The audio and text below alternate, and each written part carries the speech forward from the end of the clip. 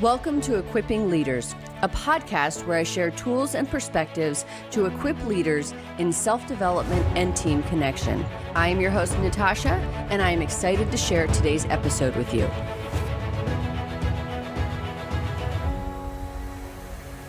Today's episode is a solocast, and I'm going to talk about building trust.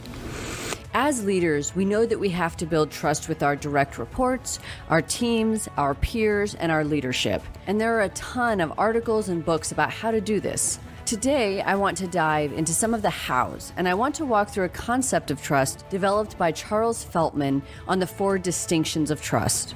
Let's start with the 4 distinctions because this is such a great lens to look at building trust through. In the book, The Thin Book of Trust, an essential primer for building trust at work, Charles Feltman talks about these 4 areas where we trust others. You do not have to trust others in all 4 areas to have trust with them. In fact, trust is not an on-off switch where you either trust someone or you do not. For example, you can trust that someone can do a task and likely do it very well, but you may not be able to trust that they will complete it on time. The first distinction is care, and Feltman describes this as the assessment that you have the other person's interests in mind as well as your own when you make decisions and take action. It's the concept of we're in this together. The second distinction is competence, which is determining that a person has the ability to do what they are here to do. This area also holds the idea that someone can acknowledge what they can do and what they cannot do. There are things that we all need to learn, and being able to honestly assess those gaps in our own areas of expertise and work to fix those or ask for help in those further proves the level of our competence. The third is reliability, and this is basically you being able to keep your promises. Other people can count on you to do what you say you're going to do. Finally, there is sincerity, which is that you say what you mean and mean what you say. People know that they can believe you and that when you say something, you can be taken seriously. You can have trust in anywhere from 1 to all 4 of those areas and still have trust with another person. Like most things, it's not a black or white concept. The world is made up of many colors. A big reason why I love this concept from Feltman is because it can be a great tool when providing tough feedback. You likely would not have to come out and say, I trust you in these areas, but not in these ones. Instead, it's a great tool for dialogue. You could say, I believe you have the skill set and the intention to get this project done, and I have noticed that you're not able to meet project deadlines. This is a great place to then have a conversation about what interferences they are experiencing in that area, or if it's just an area they need to work on improving.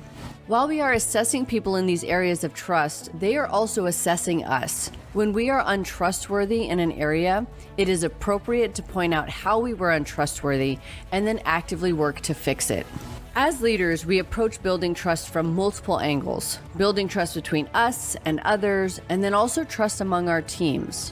While you cannot control the actions of others, modeling trust is an easy way to help others. I have often said that I do not like the saying, common sense isn't so common, because it implies that everyone has had the same experiences and people telling them the same things. When someone doesn't do something or it doesn't seem like quote unquote common sense, there is a good chance that behavior was never demonstrated appropriately for them. You know things and you act in certain ways because it was shown to you or someone told you to do it.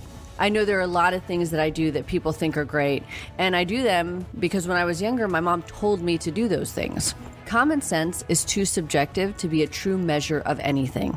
Some initial things to consider when assessing how to build trust are the 4 distinctions that I mentioned from Charles Feltman: care, sincerity, reliability, and competence. It is important to find a way to express these things authentically.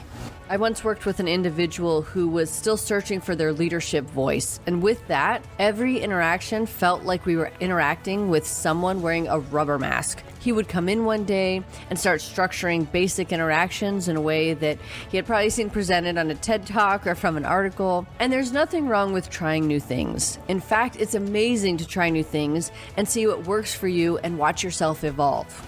However, with the individual I'm speaking of, there was never any follow-through or real connection.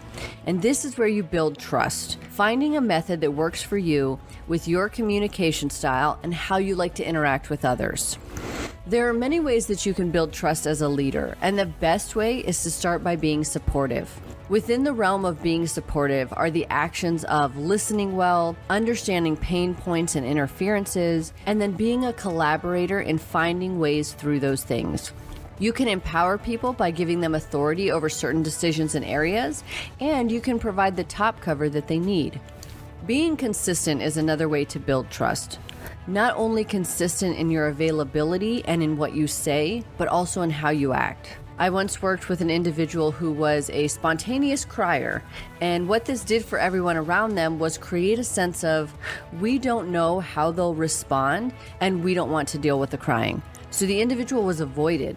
The same mentality goes for people who have angry explosions in the workplace. If a person is unsure about how you will react when they tell you something, then you are not consistent.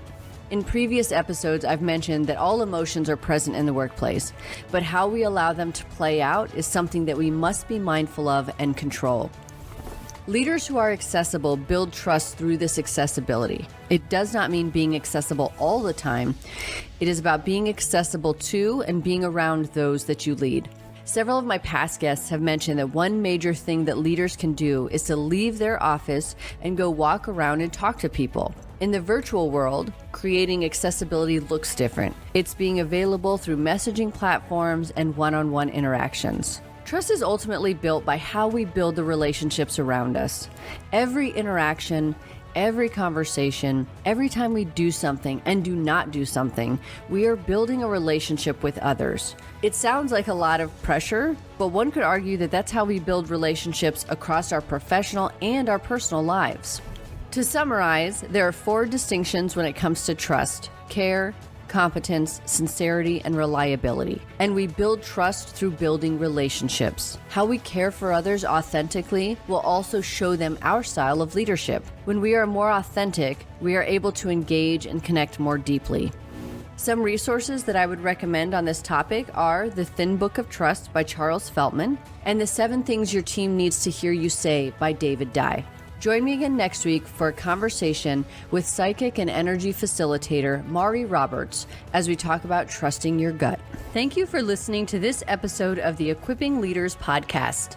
For more leadership development content, you can visit my website, natashacheyenne.com, where you will find my leadership journal with dozens of articles and the Cultivation Cafe, which is always growing and has leadership frameworks, book recommendations, and inclusion and mental health resources. You can also follow me on Instagram at novel_Natasha or at Equipping Leaders Podcast and on Twitter at Natasha Cheyenne. Join me next week for another episode.